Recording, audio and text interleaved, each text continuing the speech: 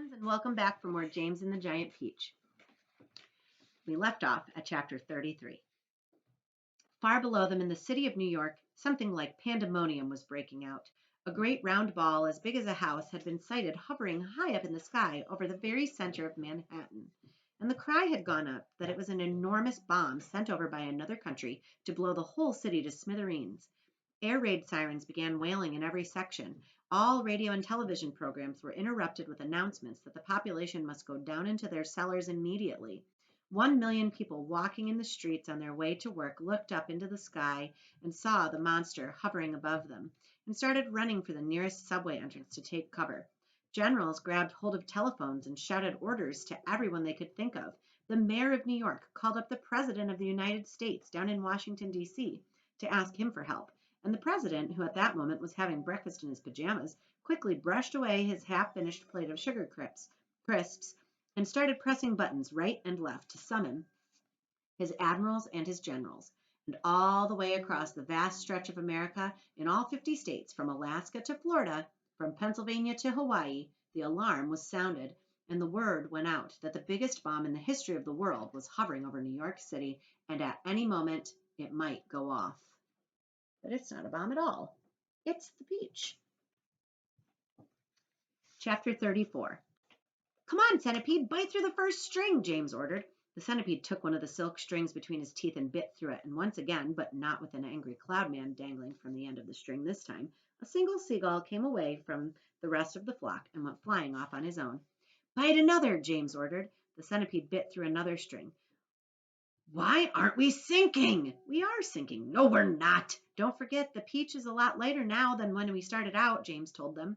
It's lost an awful lot of juice when all those hailstones hit it in the night. Cut away 2 more seagulls, Centipede. Ah, that's better. Here we go. Now we are really sinking.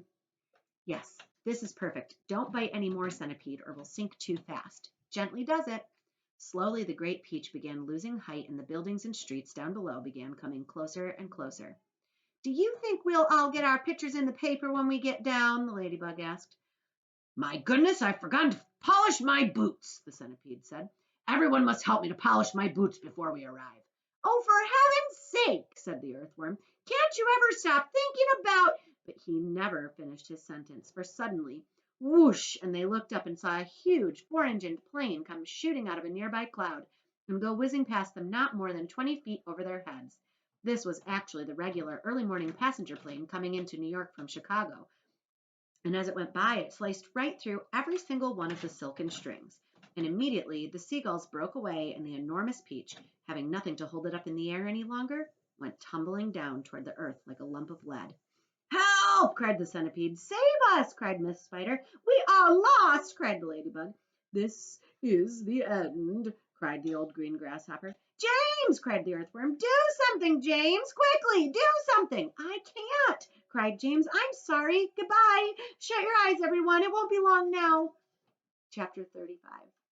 Round and upside down went the peach as it plummeted toward the earth, and they were all clinging desperately to the stem to save themselves from being flung into space.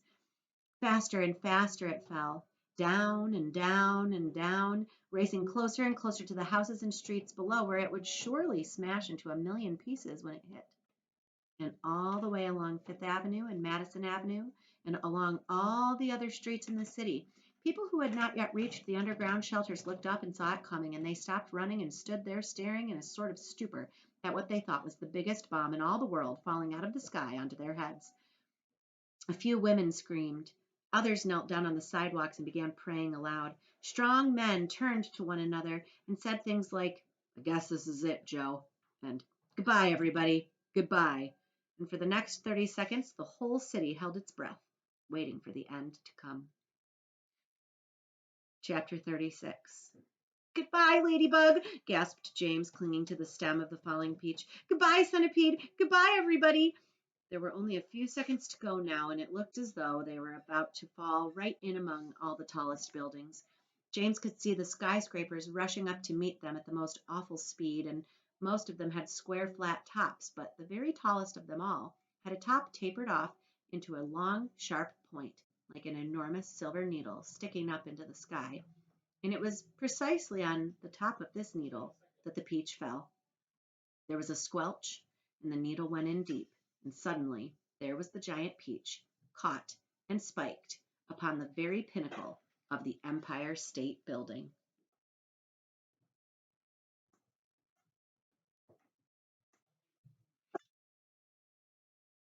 And that's where we're going to leave it for today. Hope you enjoyed today's part of the story, and I look forward to seeing you back here tomorrow for more.